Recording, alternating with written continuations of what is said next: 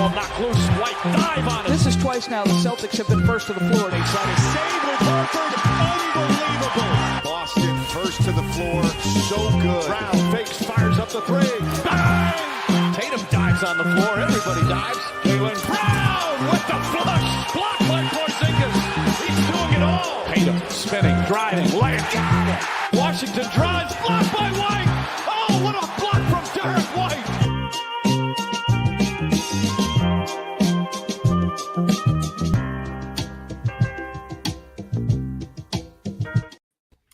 Wayne Spooney here on a tragic day for all of us longtime Indiana Pacers fans here on the First to the Floor podcast. I am joined by Jake Eisenberg. Jake, how you doing, buddy?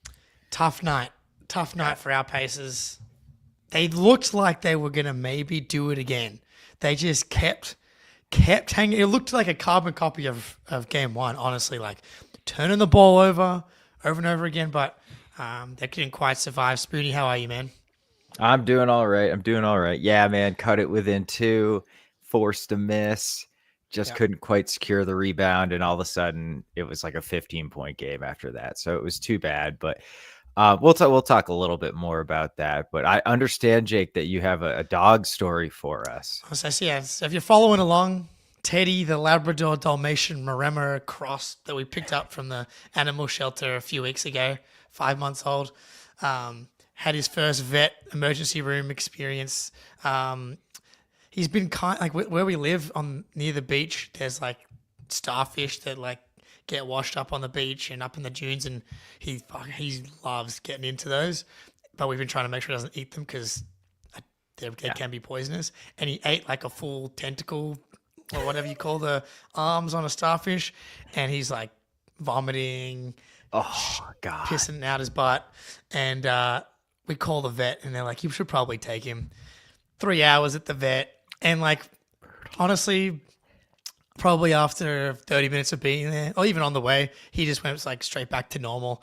And I'm like, he's probably fine, but we'll wait. And then they told us he's probably fine. Got a little injection, which he handled much better than my wife handles vaccines. And he's all good. He's back to the beach today. No starfish ingestion, and we're back on course. Teddy, thank you for that one. We're all very happy Teddy's okay. I would say I hope he learns his lesson, but if he's anything like my dogs, he absolutely will not. No one of my dogs really enjoys dryer sheets, so that's great. He has a seizure every time it happens. It's happened 3 times, but Jake, you are frozen for me. I don't know if it's me or you who's lagging out here, but I cannot see or hear you. Chat, can you tell me if it's me or Jake? Uh-oh. I think it's me.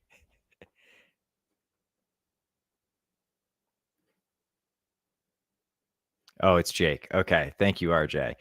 Yeah, it is a perfect freeze. It's a beautiful smile from Jake Eisenberg. So anyway, we're all very happy.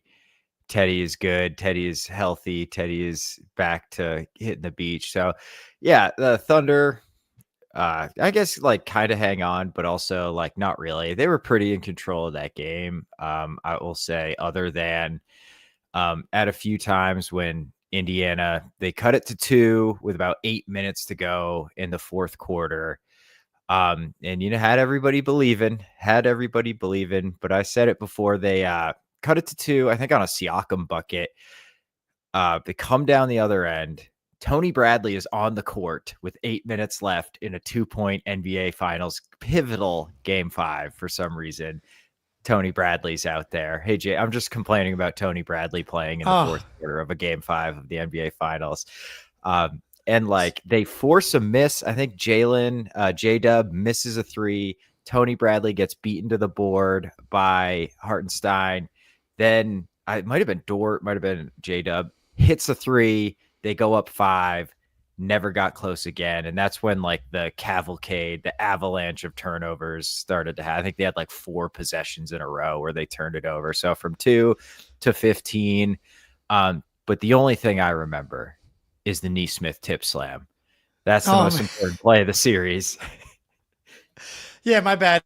Internet just went down I just sprinted into the other room to grab like my phone cord so I can hotspot and kicked my foot on the chair on the way to and from. So we're back. We fight through. Unlike Halliburton's able to fight through this calf strain. But yeah, look, the Tony Bradley minutes felt like they cost the Pacers there. And I was like, I tweeted, it needs to either be Toppin at the 5 or Turner at the 5. It can't be Turner Bradley.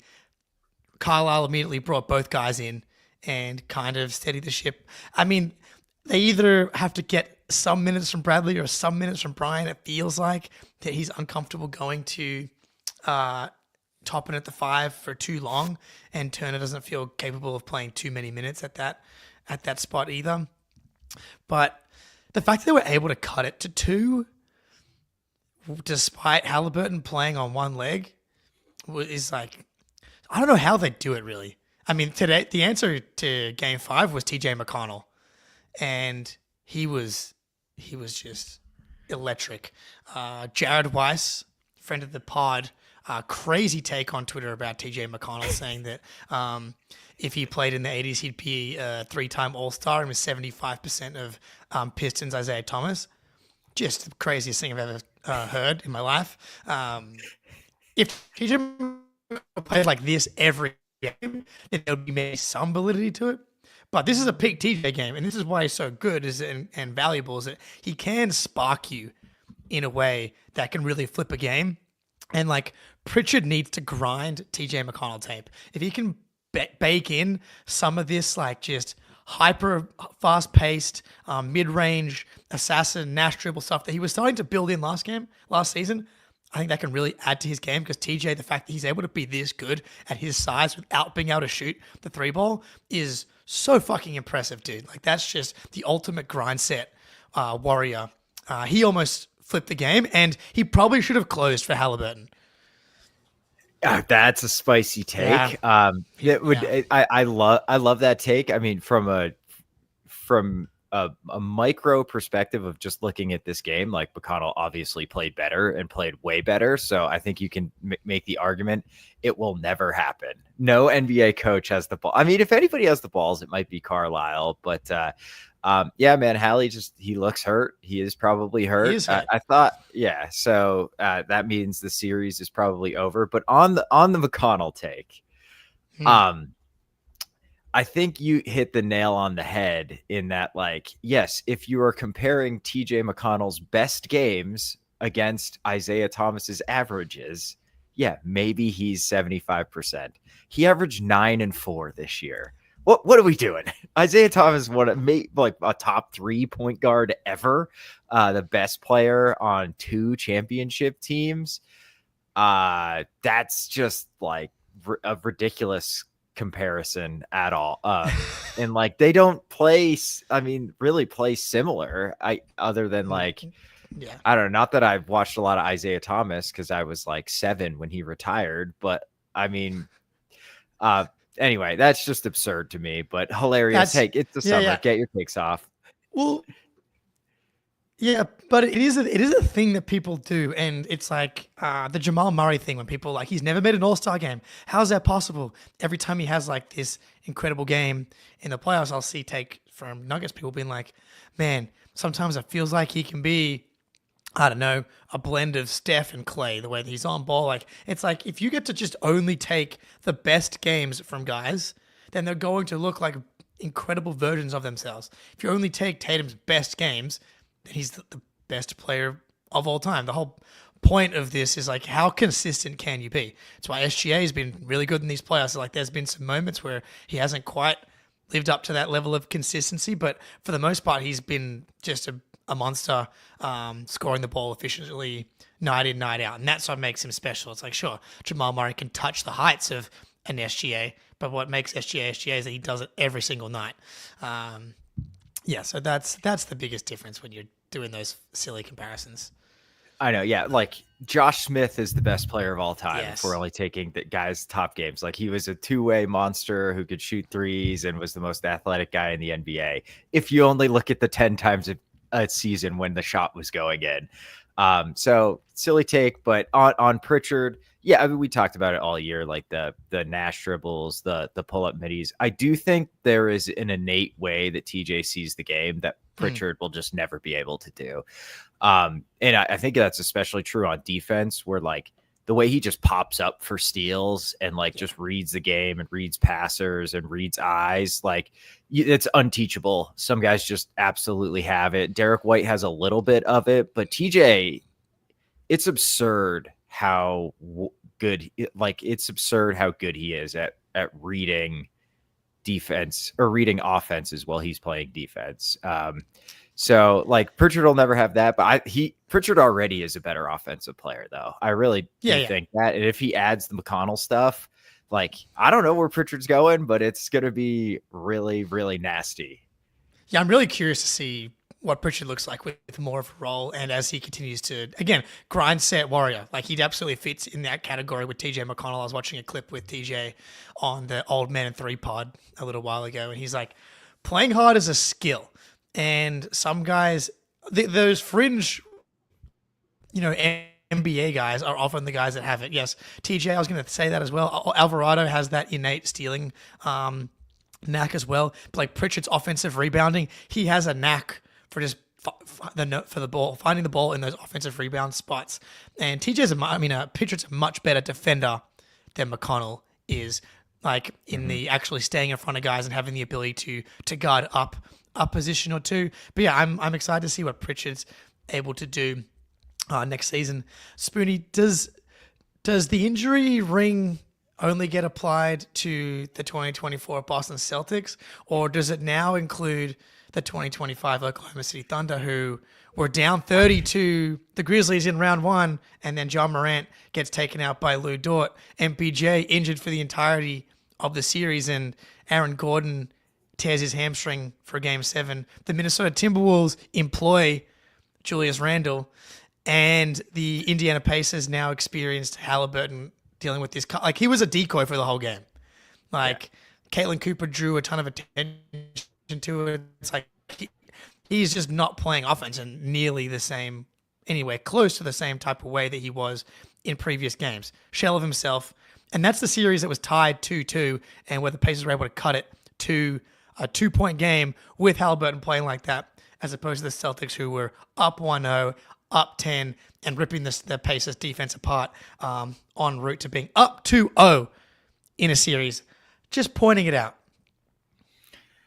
So I will say that if Giannis doesn't get the injury ring applied to him, it's just the Celtics thing, because that Giannis ring was a joke. The Nets team completely collapsed. Like, Harden's playing on one leg, Kyrie's injured, KD's carrying that whole team on his back, and still went to Game 7 overtime. So if, like, it doesn't apply to anybody but the Celtics at this point. I think people are going to, unironically, and probably there's truth to it, say Oklahoma City is one of the greatest teams of all time. Even though they're like the exact same statistical profile that we had last year, and we lost 3 games in the playoffs. Like, okay, teams were hurt, whatever. Well, we beat the shit out of everyone. So, like, what else do you want us to do? Like, we can't make these guys not hurt. And the Mavericks were completely healthy. And if you recall, 80% of ESPN picked the Mavericks. And again, beat the living shit out of them. So no one will talk about injury to the Thunder's opponents when talking about this run ever. Like, I don't think it's going to come up other than us. Like that, I like Celtics fans, meaning because it's been applied to us so much. Do you think people are going to bring it up and be like, well, no. Halliburton was hurt when it was 2-2? No, they're not going to. And they shouldn't.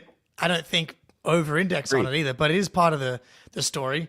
It's part of everyone's story for the most part, is luck in winning an NBA title. Like, you can go back to the first Warriors title. Kyrie and Kevin Love both get injured. I hate to give it to, one of the worst people in the NBA in Draymond Green here, but when he was eliminated from the playoffs and he was asked about, does it feel like you missed out on something with Steph Curry going down in Game 1? And it's like Steph was torching them in Game 1 of that series. And I was like, this is going to be a problem for the Wolves. Goes down, and Draymond was like, we've benefited from it in 2015. He actually mentioned Robert Williams, which I'm like, fuck, Draymond Green just really won me over a little bit with mentioning the Robert Williams injury in 2022. And it's cost us in the 2019 when they lose Clay and they lose KD. Like, you can go through all of these titles, and almost all of them there you can point to a guy or two going down. That's just kind of how it works. It's just, as per usual, if you wear a green jersey, then it just means more when it happens to your team. Yeah, absolutely. And also, nothing the Celtics ever do deserves any praise at all, and it's not impressive. That's a very important thing to remember as well. Kind of shades of the 2022 finals here, where the Celtics started to fall apart a little bit with injuries. Like, Tatum was clearly bothered by the wrist. Do you think we will see the same result, 2-1 to 4-2? It does feel like that with the I mean, I don't know what they're gonna do. What we're gonna need is Game 3, Eastern Conference Finals, Andrew Nembhard, because I think that's the only chance that we have of the Pacers kind of coming back for a Game 7. Can TJ do it again? Like, going back to the Isaiah Thomas comparison, it's like, well, if he is Isaiah Thomas, can he do what he did one more time? So Andrew Nembhard in Game 3 in the Boston series, 32 points, 4 rebounds, 9 assists, only 2 turnovers, 12 for 21 from the field, 4 for 7 from 3, 4 for 4 from the free throw line. That's just such an absurd game. So can he conjure up Pacers Celtics Game 3 Eastern Conference Finals demon Andrew Nembhard? If not, I think we're in trouble. And I know Jalen Williams has really found himself in these past 2 games. Whew. Incredible performance from J-Dub yesterday. 40 bomb, super efficient. I love watching him play defense. Like, the offense has been a bit up and down in the playoffs, but he's defensively, the way that he can guard, he was like playing their 5 for a portion of the season when Chet and Hartenstein were out. Like, he reminds me of Smart and True Holiday in the way that he's able to guard up, and dudes are like, I'm caught on this guy with 7 seconds on the shot clock and I have no choice but to go at him, and it's just a rock wall, so good at getting hands in passing lanes, and then the athleticism out in the open court. When he's flying and getting open dunks, that's the part of the Avalanche that feels the most demoralizing when the Thunder are on their runs. And then you add when he's able to translate some of his regular season offensive output into a finals game, which is made a lot easier when you're turning the ball over like that, because you're just getting comfortable looks. It's just like in 2K. Every time you score, every time you get a steal, that hoop keeps getting bigger and bigger and bigger. And he just couldn't miss. Even when he was like hitting big buckets to hold off the Pacers as they were coming back. And I was like, impressive. Did he work his way into the MVP conversation here, Sweeney? It's definitely a conversation. Yeah, J-Dub has, like, I don't want to say prove me wrong, because I think he's awesome and I've always liked him. I even liked him as a prospect. But I just figured if the Thunder are going to lose, it's going to be because J-Dub can't step up and be the true number 2 to Shea. And he's stepped up in an absolutely massive way. It has looked awesome. Yeah, I think at one point there's like maybe 4 minutes left and Indy cut it to like 8, maybe 6. J-Dub hits this, like, gets into the lane, jab step, spin, fall away, 18-footer that he just absolutely swishes. It looked like Shea, and I'm like, wow. If that's like the type of stuff he's gonna start doing, it kind of gives him a different ceiling as a player, like some legitimate one-on-one isolation creation. Nesmith has had absolutely nothing for him all series long. It's brutal to see. J-Dub's just too big for him. But you can't take Nembhard off of Shea because he's done like about as well as you could hope. So there's not really a good matchup for J-Dub, and my God, is he abusing them. He got Siakam a few times as well, who is not a bad defender in his own right. So I'm pretty like demoralized at this point from a Pacers perspective. I think, like, yes, Finals MVP is totally on the table for Shea or J-Dub. I probably would suspect Shea will win it, but you never know. But like from a Pacers fan perspective, man, like I don't know if I'm holding out hope because like when we went down 3-2 to Golden State, I was like, hey, let's just get to 7. You know, I didn't really ever think we had a chance to win it. It was like, shit, they figured us out. It's over. I suspect Pacers fans feel the same way right now. Yeah, game 4. That's you it. You had it. You had it. Just a couple of plays don't go your way, and they just had a little bit too much. It is so looking at the numbers here. So Shea, 32, 5 and 5, 3 turnovers. J-Dub, 26, 6 and 4, 2 turnovers. And the shooting splits are close, but the true shooting is going to really favor Shea because he's getting to the line 10 times. J-Dub's getting there 9.4, but Shea's knocking down 92%. Yeah, 9.4 attempts for J-Dub, but Shea's making 9.2 out of his 10 attempts every game. So true shooting-wise, it's going to favor Shea. If we get one more big J-Dub performance, because it's not Tatum, it will probably just go to Shea. Honestly, I tend to just like really, really favor the engine. And it's like Shea was so huge in the previous games, and J-Dub really struggled earlier in the series, where Shea's been more consistent. And in game 4, the fourth quarter from Shea, that was the series right there. Like if they go down 3-1, they probably don't come back. So we'll see. I think it's on the table, but I think you'd need another like emphatic J-Dub was much better than SGA in game 6. We will see, sadly. Yeah. And Indy fans, are you feeling like if you're an Indy fan, are you done? Is it over? The thing is, this Indy team has done so much just dark magic in these playoffs. It's hard for me to just completely count them out. But if Halliburton's going to have this calf injury, which he clearly has, that's not going to heal in 2 days. That's just not how these muscle strains work. And if he's not going to be healthy, then it's probably not going to happen. So I'll be surprised if the Thunder end up in OKC for game 6, but we will see. I think that's probably good on game 5. Let's move on. I'm hopeful, but I'm not. I think it's over. But I also declared Indy was winning in 7 like a week ago. So I'm an idiot. So hopefully I'm wrong this time like I was the first time. So Jake, real quick, do you have PrizePicks ready to go? We can probably run that now and then head over to Luke Kornet. All right, cool. Yeah. All right, it's PrizePicks time, baby. NBA Finals. Our pace is down 3-2. But if you've been following my advice, I believe more on Shea points has been pretty fruitful for you. It does feel like we should pivot to J-Dub going forward here. Maybe it is the Andrew Nembhard game that we talked about. Can Siakam conjure up some Raptors game 7 magic as well? But I'm sticking with Shea. More points on PrizePicks. Download the app today and use code CLNS to get $50 instantly after you play your first $5 lineup. Download the app today. Use code CLNS to get $50 instantly after you play your first $5 lineup. PrizePicks, super fun. Add a little extra to the watching the game, and we're almost out of basketball, man. So you got to ring it for all the enjoyment you possibly can left. Jake, are you going to switch your internet over? I'm going to try and do it now. Okay, all right. So someone named Sederi, who is a reporter, reported out that the Celtics are likely to lose backup center Luke Kornet in unrestricted free agency with Boston's massive tax bill and their plans to lower it. Kornet will find interest from contending teams who can offer more annually.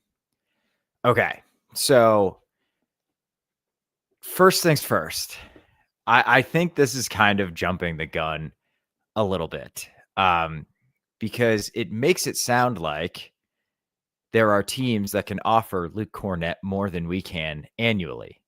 That is not the case. We have Luke Kornet's bird rights. We can give Kornet as much money as we possibly want, up to the max. And yes, it's true that we're well over the second apron, and it would increase luxury tax. That aside, mechanically, we can pay Luke Kornet as much money as we want. So there is technically no team that can offer him more annually from a mechanical perspective. Okay, that's like, I just like got to get that out of the way because I've seen a lot of confusion there related to Kornet's free agency and whether we're limited in what we can offer him. No, we are not. We can offer him anything we want. Okay. The problem then becomes, I believe without Luke Kornet, we are $20 million over the second apron, which is like 50 million over the luxury tax or something ridiculous like that. So every dollar, if we keep the team as is, every dollar we sign Luke Kornet for will be taxed at a ×8 roughly rate, right? So if we sign Kornet to $10 million a year, that's $80 million in luxury taxes. That is untenable, right? We're not going to do that. And also, if the mandate from ownership is to get under the second apron, every dollar that we sign Luke Kornet for means that that's less we can take back in a KP or a Drew Holiday trade. And if you are limiting yourself in how much you can take back, then it starts to become where Brooklyn's like the only team you could trade for with, maybe Detroit, because they're the only ones with functional cap space that can save you that much money via a trade. So it's a very difficult conundrum when it comes to Luke Kornet, right? Because like we can keep him if we want. It's just about how much extra money is ownership willing to spend and whether they think it's important to get under the second apron. Okay. So Jake is back. That's perfect timing. Jake, I just laid out really quick, like the situation with Kornet, the fact that we have his bird rights. We can offer him as much money as we want. It's not really about that. It's about that every dollar we spend on Kornet either is a dollar we have to make back when we cut salary in a Drew or KP trade, or pay 8-to-1 in luxury tax, which feels untenable. So what are some spots like what do you think Kornet is going to get in free agency?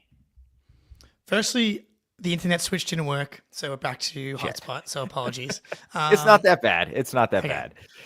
Secondly, I'm still not convinced we are going to lose him. I just think there's so many moving parts, and we're in the Doctor Strange scene where he's trying to figure out like the one path in Avengers Endgame that actually leads to the world not ending. There's just too many variables right now. Like, we're still getting reports about Jalen, Drew, KP, keeping, not keeping. So I'm still not convinced that losing Luke is like a guarantee. Just depends on a bunch of other things. The team that would make me the most... Oh, hang on. How much do we expect Luke to get? It does feel like the mid-level exception is what we're getting to. What I wonder is similar to what happened to Kentavious Caldwell-Pope going from Denver to Orlando, and Aaron Gordon going from Orlando to Denver, is that there's a Nikola Jokic bump. Similar to, I think that there's a Boston Celtics Jason Tatum bump, especially for big men. Mm-hmm. Daniel Tice, Enes Freedom, Grant Williams you can throw in there. Like, guys in general tend to play better with Jason Tatum and with the Celtics. Luke Kornet and Jason Tatum, it's well documented, have had the second best pick and roll duo combination points per possession after Jokic and Murray in the entire NBA on real volume. Do teams actually think that Luke Kornet can replicate the impact on another team? Or do they get spooked a little bit and be like, any player on the Celtics is in the perfect ecosystem right now? Jaylen Brown, same thing. Derek White's like, are they going to look the same if we trade for them? There are certain teams where I can see them being like, yeah, we've got the infrastructure, we've got the players that can maximize Luke Kornet. For other teams, like, is Luke Kornet being maximized on a team like the Spurs? I'm not sure. Is Luke Kornet going to be maximized on a team like the Lakers? Probably, unfortunately. And yeah, that's a team that I could see throwing like the full mid-level exception at him. As in, like, the taxpayer mid-level exception? Yeah, the like 14 million. Oh, that's the non-tax, so that's the big one. So that hard caps you at the first apron. So I think I think with just that penalty alone, I think a lot of teams will be hesitant to give Luke Kornet that amount of money just because of the limitations it puts on you to acquire. Being hard capped at the first apron is really tough. That said, like, it wouldn't shock me, and you can also dip into it. You can use 7 million of it for Luke Kornet and 7 million of it for somebody else, and money's going to be really hard to come by in this new environment. You might be able to get two, like a Luke Kornet. If you're the Lakers, you can get Luke Kornet as a starter, and then like a nice bench guy for 7 million, and kind of rejigger your team and make you a lot deeper and a lot better for, I think, pretty minimal savings. Like teams with the full mid-level and cap space, like there's not a lot of great players out there, but I think you're going to be able to get like contributors for really cheap dollars in the new kind of second apron world we live in. Lakers are a great one. I think he makes sense on the Knicks. I don't know if that's crazy, but I feel like he could really do like the Hartenstein-y stuff offensively where he like runs like handoff actions. I don't know what their cap sheet looks like.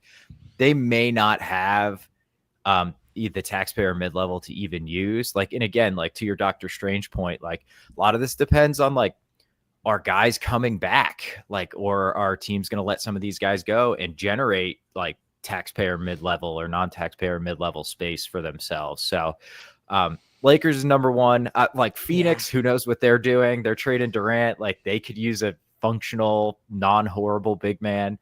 I could see like if Dallas trades Gafford, which like there's some buzz around that, like he would make really I think a lot of sense behind Derek Lively as kind of the number 2 center there. There's a lot of teams. Like I think the point about Kornet is essentially like he can help just about any team. It's just a matter of how much can he really help them. Where would you least like to see him go? I think it might be the Lakers. obviously it's the Lakers.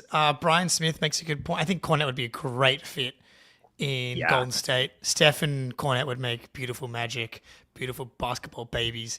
The Lakers are bullet number one worst case scenario because it would be both. He would be a perfect fit and I think look really good, be a massive. It's hard to. It might. I'm not sure what's a big upgrade. Jalen Green to Kevin Durant potentially for the Houston Rockets, or Jackson Hayes to Luke Kornet. I'm not sure how big the upgrade would be between those two players. But I also hate it for Kornet because as soon as shit goes wrong on that team, which it probably will at some point, he's probably overtasked as a starter on a championship caliber team, and the Lakers are going to be billed as that, and the expectations are going to be set at championship level, even if they are not that quality of a roster.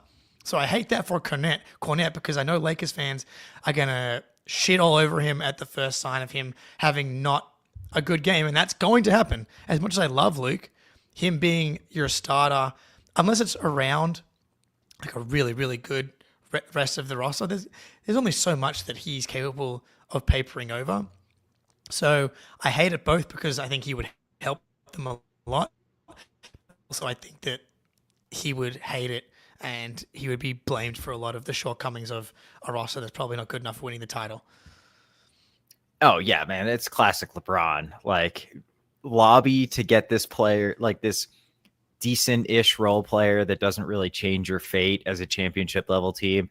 And when that guy who is overtaxed in his role because LeBron demanded you get him inevitably doesn't quite live up to the full expectations of LeBron James, he throws them on the bus, blames him for everything, and then makes them trade him for Russell Westbrook. So that's just classic LeBron. I can see it playing out in my head. I think Philly, again, I think they have taxpayer MLE money. That would break my heart. Another one of our beloved centers going to Philly to rot behind Joel Embiid if he ever plays, which maybe he won't. But it feels like a new era in Philly. Like Embiid's not going to play. Like Luke could really step in and play some serious minutes for them and like start half the games. And be playing off Maxey, playing off McCain, playing off whoever they get with this top draft pick. I don't know how good they'd be, but I think if Luke's like, hey, man, I need to go somewhere where I'm going to get serious minutes, it's not going to be a tank job. And I can like really get my next contract. Maybe somebody will really pony up like the full non-tax MLE. Philly kind of makes sense for a 1-year stop for a raise to me. That would be And it was painful. stuck. That would be painful. Yes. That would be painful. I do think he'd be a great fit anywhere. That's the thing, man. He's just really good now. He's transformed himself from this finesse stretch five that can't really stretch the floor that well to as someone that was a questionable rebounder and defender to being like this elite short roll decision maker. He'll mash you on the offensive glass. He's just a really good two-way player at this point, and has proven that he can play on a good team with other bigs as well. Like, he's played in a variety of different lineups. It would make me very upset, but he can help anybody essentially. So it's just, yeah, there's obviously a lot that can happen in free agency. I guess the question is, what's the number? What's the number? Because I can. It feels like he wants to stay in Boston. There are the reports that he turned down more money to stay in Boston for one more season. They have his bird rights now, so they can obviously pay him whatever they want, but you've covered extensively that is Luke Kornet worth paying $80 million for potentially on the tax sheet. But what's going to be the gap? Is it the 3 for 15 from the Celtics with a player option on the third year enough to have him turn down a 3 for 21, a 3 for 24, like 15 total million versus 24 total million? What's the gap here? Like, Luke Kornet strikes me as the guy that can probably make $15 million more than last him for the rest of him and his family's life. But $24 million, like, that's the type of decisions that I think are actually hard for these guys. Like the Jalen Brunson, I took a discount thing. Like, sure, you're making $40 million a year still, as opposed to 55. Like, I'm not sure how different your life is going to be. But for these guys that have not made a ton of money, this is going to be Kornet's probably one chance to make like life-changing money. 15 million is fucking life-changing, but 24 million is like substantially more life-changing. Yeah, man. That I would not blame him one bit if he took the money. I thought he was going to take the money after last season, but he's put himself in a much better place, I think, from just what he's shown as a player this year. I'm not sure what we do without Luke Kornet, because like Horford, all signs seem to indicate that like he's probably not going to be back next year, whether it's retirement or taking a 1-year vet min somewhere to go chase a ring. KP, obviously, we are very openly shopping KP, like trying to cut his salary and save money. So then it's Luke Kornet and Xavier Tillman. So like, if Luke is not here, are we seriously going to go into an NBA season with Xavier Tillman as our starting center because we don't want to spend an extra $2.5 million a year on Luke Kornet? Tell me that's not fucking crazy. It is crazy. It is crazy. It is insane. Yeah, man. Right now, it's like, are we going to really have Tillman cater as our 1-2 punch if Al Horford retires? It does seem like Horford's not going to retire, and I've been on this like, I think he's going to be here when JT gets back. But if we want him to be effective, he cannot be your starting big man next year, especially next year. Like, you cannot use whatever juice there is left in beautiful Al Horford's juice loins next season. At least save them for the playoffs potentially at the end of the season. Cater and Tillman and Horford, that's not good. That stealth tank engage. If you lose Luke Kornet and you lose Kristaps Porzingis and you don't trade for a big man, stealth tank has been initiated. Yeah, dude. And like, okay, there's a lot of centers, not a lot, but there's like 3 or 4 centers in this draft I would be very happy us drafting. Do we think those guys can come in their second year when Jason Tatum is back and start on a championship team? Because that's essentially, if we draft somebody, that's essentially what we're asking them to do. And do I think Luke Kornet is a locked on, would be an awesome starter on a championship team? Absolutely fucking not. But we know he can at least give us really good minutes in like high leverage playoff games. I have no idea if Maxine Reynaud can do that or Ryan Kalkbrenner can do that. Like Ryan Kalkbrenner was just playing fucking Temple twice a year, you know, like actually Probably they're in not. but you know what I mean? So, like, who knows? Like, that guy could be worse than Kada. Like, that is totally within the realm of possibility that if somebody we draft at 28 is worse than Nimi Kada. And then, so if you're letting Luke walk over a couple $1 million, like, so you're just going to try and bargain bin the free agency with like minimum guys or something? Like, it seems like missing the forest for the trees. But like that said, I think that's probably what's going to happen. I think we're going to let him walk over a couple $1 million because it's not actually a couple $1 million. But I don't know. Like, I hope he comes back. My only hope is that Billy C is a big Garden Report fan, apparently, and that means he's been guzzling Luke Kornet propaganda for the past 3 seasons, and so he should be fully indoctrinated into the house of Luke Kornet at this point, which is pretty important. Like, that he, as a Celtics fan, believes that Luke Kornet is important and valuable, and if he does, then maybe he's like, bro, I watched Neemias Queta. I watched Xavier Tillman, or maybe he didn't watch Xavier Tillman because you had to watch every game, and you had to watch till the end of every game if you wanted to see Xavier Tillman play basketball last season. If we do not have Luke Kornet, and then we're probably not winning the title unless you figure out where to find another big man very, very quickly. Yeah.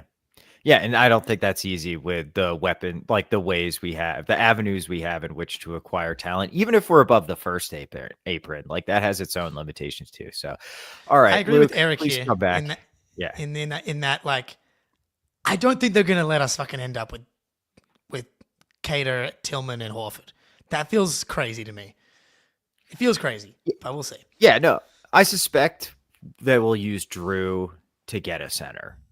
Like, I think that's the move. Like the Dallas Gafford, we've all talked about that, but there's guys out there, Drew for DeAndre Ayton, something like that. Kidding. Oh my God, disgusting. But there's guys like Beef Stew, something like that. There's dudes out there we can get with Drew. So I suspect that's what will happen. Which I think we probably should move on here. We did 25 minutes on Luke Kornet, so as only we can do. Damn right. So the Desmond Bane got traded for essentially like 4 firsts and pick swap. That's massive value. 1, Jake, is that more than you think Desmond Bane was worth? And 2, does it change your impression of what Drew and KP might get back in the trade market? It is a good point from Blamo. Why is no one talking about Miles Norris? Do not worry. The 42-minute episode on Miles Norris is coming after his big explosion after the first preseason game. Summer League. You're not even waiting that long, brother. Let's go. I love Desmond Bane. I am a huge Desmond Bane guy. Remember when we did our redraft on the Patreon for that draft? I'm pretty sure I took him like 2nd overall. This is in the midst of when Indiana was like 10-15 and Halliburton looked like a shell of himself. So that's looking like a mistake taking Bane over Halliburton, I would say. But again, Halliburton injured again, by the way. I would not take Bane over Halliburton, but I fucking love Bane. I think he's one of the most underrated players in the NBA. Good defender, really like solid playmaker, can initiate his own stuff, and like top elite shooter, Sam Hauser level, better maybe than Sam Hauser shooter off movement. Like, Bane's numbers are crazy. He's a 41% career 3-point shooter, high volume, tough difficulty, range. In the playoffs, he shoots above 40% as well. I know he struggled in this series against the Thunder, but like the Grizzlies were a fucking mess, and who hasn't struggled against the Thunder? He's awesome. And I think part of the price was because they had to get off the KCP contract as well. I think they probably keep an extra pick if KCP had the same similar season that he'd had previously. I love the trade. I don't think it changes the value of our guys. This is about what I would expect to get back for Derek White.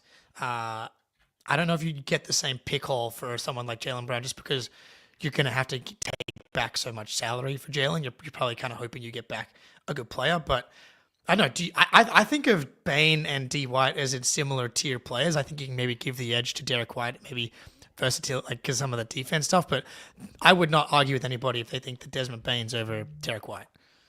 Yeah, I think as far as like their level of players, they're right there next to each other. I think Bane has more value on the trade market simply because he's like 4 or 5 years younger.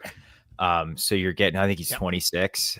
So, yeah, I don't really think it changes the value of Drew Holiday or Kristaps Porzingis. It is interesting to compare like what we think Jalen would get back, but I think you're absolutely right that it's probably a lesser haul. One, he's coming off an extremely injured season, and he's older than Desmond Bane, and he makes way more money.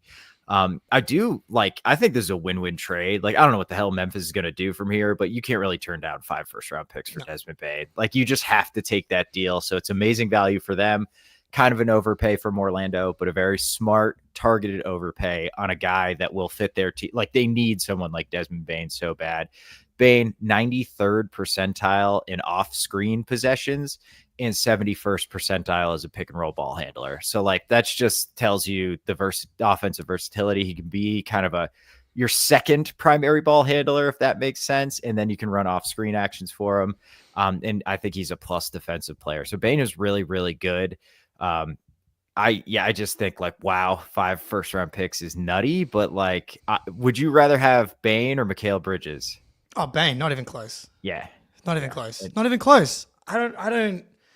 Dude, Bane is has like such upside as an offensive player, and this is like in the Western Conference. He's been so. I'm probably higher on Desmond Bane than some others. And I know Mikal Bridges has had some nights where he can go off, but Bane had a night this year. He had 44 against Sacramento, 7 for 7 from 3, 38 against Detroit, 35. Like, he can go fucking nuclear.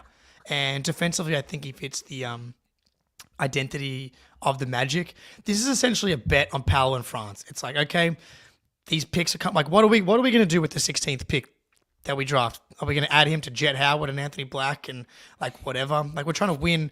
And the good news for the rest of the Eastern Conference, the Boston Celtics Invitational is open to new participants thanks to KP contracting the plague, JT tearing his Achilles, and JB's meniscus injury. For at least 2 seasons, this season and next season, the Boston Celtics Invitational, a la the Eastern Conference Finals, is open for a new participant and for someone else to potentially make the finals. So like right now is the time. Who knows what the Celtics look like after Tatum as well with this retool? Is the perfect time to go for it. Perfect time to go for it. Franz and Paolo are 23, 24. Like it's maybe a year or 2 earlier than you would like to do it, but these things don't line up perfectly. You know, the perfect player doesn't become available. Maybe Devin Booker becomes available in a year and you're like, I wish you would have saved that ammo for Booker. But it's like sometimes you just got to pull the trigger. I think you could make an argument Bane's a better fit for the Magic because he keeps he doesn't give a team a place to attack their defense, and he doesn't like part of why Booker's so valuable is because he is a primary ball handler that can do all the off-ball stuff, whereas like Bane is like an off-ball guy that can also do the primary stuff. So like Booker is a better player, he's a better offensive player for sure. But from like the Magic have guys who need the ball and are always going to have the ball. So you kind of lose that value of Booker's game when he's on the Magic. So what's Booker going to cost if Bane is 5 first? 7? You know? Yeah. So, and Booker's about to get a $75 million extension. That actually might be better value to pay Bane half of that. I do think though, I'm still lower on the overall Magic because of how I feel about Paolo and Franz. I'm not a believer in Paolo's ceiling as a legit top 10 guy, and I don't see top 5 guy. Unless Paolo and Franz, or at least one of them, become good shooters, and right now they're disastrous shooters, Bane can only kind of do so much. Like if teams can go under Paolo and Franz on screens, and you can help off those guys, there's only so much it's going to help your offense. I think it's going to make a big difference. Zach Lowe's mentioned a million times that it's been like over a decade since the Magic have had a top 20 offense, which I don't think that like the Celtics haven't had a top 10 or worse offense in the Jason Tatum era, and they can't crack the top 20. So I'm still lower on their ability to actually like make the finals and win the title, especially next season. Because I'm not a true believer in like Paolo in Sure. particular, him becoming like a top 5 guy.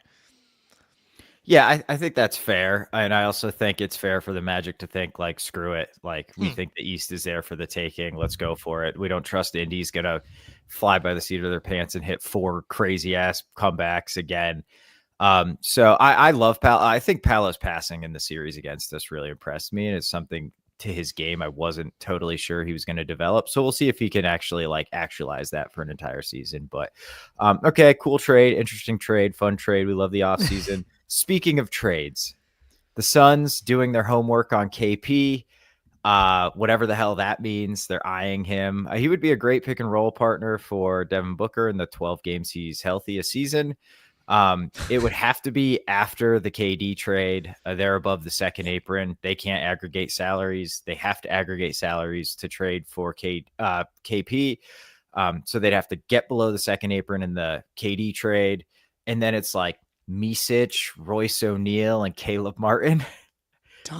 Is there any point of us doing that even? So like Martin's an expiring. Micic is kind of like a young-ish guy. And Royce O'Neal is like a rotation wing. Yeah, I'm not sure how much money that saves us off the top of my head there. Nothing until Martin expires. So yeah, like a couple million. Yeah, I don't really see the point in doing it outside of that. I know people want KP off their team. All I would say is don't do too much homework if you're Phoenix. Stop around like late March would be when I would give up on the homework. But yeah, I don't really see the value unless it's a 3-team trade, and I haven't explored all the tentacles of a potential Phoenix 3-way trade because doing it in the trade machine is impossible until a Kevin Durant trade actually happens, which does sound like it's going to happen soon. I don't know. Do you have anything else on the KP thing before I throw 2 No. KD things at you?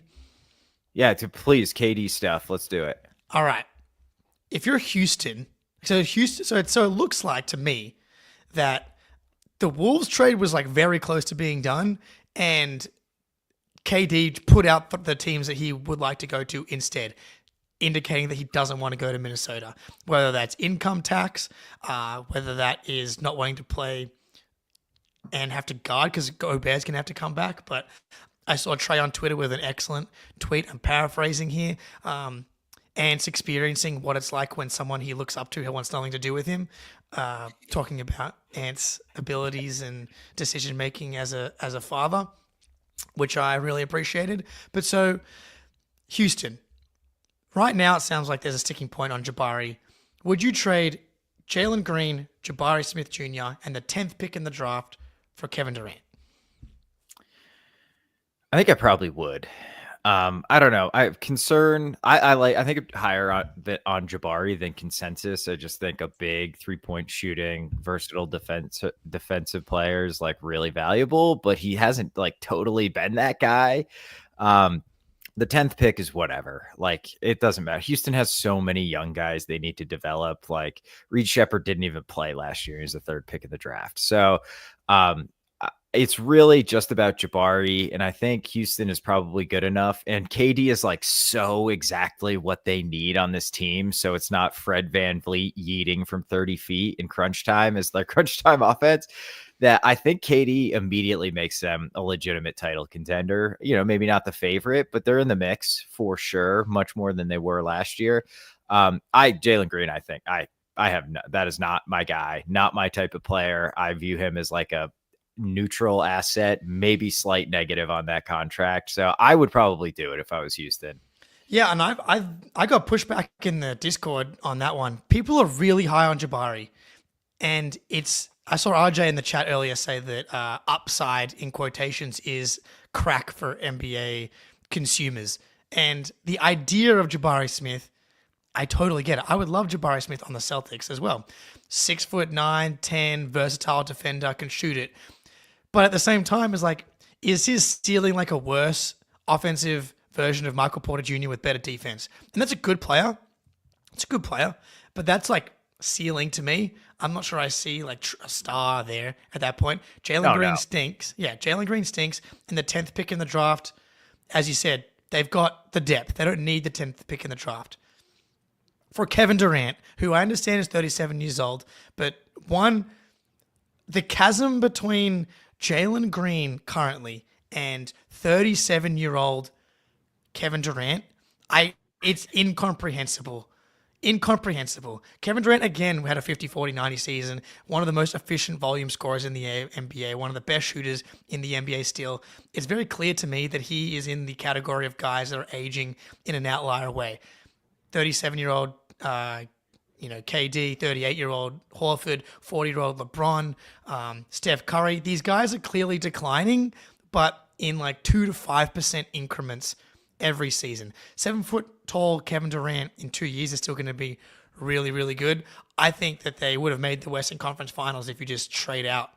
If you just do that trade right now and you replace Jalen Green for Kevin Durant, you get elite from Amen Thompson, you get elite from these other young guys. Like that's a trade I would make every day of the week. I'm glad we're aligned there. For the Wolves, it sounds like the offer is Gobert and DiVincenzo for Durant. You're doing that one. Yeah, part of me's like, why would the Suns do this? But yeah, I think you'd absolutely have to as the Wolves. I like DDV, like he's good. Gobert, I'm not sure what that team looks like without Rudy Gobert at this point because it's so Goberified with like how they play on both ends, really. But I suspect replacing Rudy Gobert and Dante DiVincenzo with Kevin Durant will have a pretty massive positive impact on their offense. And like they're still going to have plenty of rangy defenders. I wonder if they'd keep Randall around. I think he's got a team option this year, or a player option rather. So like Randall, Kevin Durant, Ant, McDaniels, it's like you can go to war with those four dudes. I think like Randall, I think I might have became a Randall guy with this playoff run, even though I know it's fake and he's going to be terrible next year in the playoffs. But I think if you're the Wolves, back to your original question, you absolutely do this. Oh, I don't know. Really? Why? I think that I think Gobert is like so important for their defense. And so then who's their starting center? Is it Naz Reid? Yeah. I love Naz Reid. Yeah. I love Naz Reid offensively, but the idea of him anchoring your defense, I think, Houston would maintain their defensive identity. I have no doubt about it. Oh, yeah. Whereas I'm not 100% sure that happens with Minnesota. And then I feel like that the Wolves are more all in with that trade as opposed to like the Rockets have so many young guys and so many assets that like if KD doesn't age as well, that they're still fine. Whereas like if this goes badly, then the Wolves are going to be like, and because they're already out a ton of picks because of the Gobert trade, and so I'm like, oh, do they now end up in a spot where it's like Ant and 40-year-old Durant and McDaniels as your big three with no ways to like really build out the depth? I actually don't think I would do it if I was Minnesota. I think that you're giving up to like I worry about Naz Reid as your starting five. I think it lowers the floor, but I think it raises the ceiling. I really do. I can agree with that. I think the offense would be absolutely ridiculous, and maybe that's not the right way to build a team.